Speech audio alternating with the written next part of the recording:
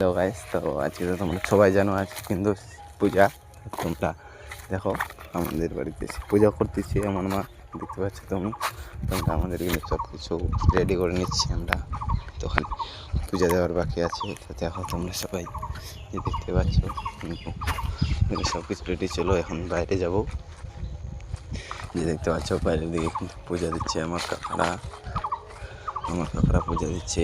দেখতে পাচ্ছ আমার কাকা হবে, তারপর কাকি, এই যে আমার জেঠিমার বউ, মানে আমার বৌদি চলে আসছে।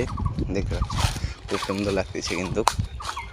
তো দেখতে পাচ্ছ তোমরা, তো এখন আমি বাড়িতে আসলাম কিন্তু দেখো আমাদের কিন্তু পূজা দিতে চালু করছে। দেখতে পাচ্ছ কিন্তু আমাদের পূজা দিতে চালু করে দিচ্ছে আমার মা।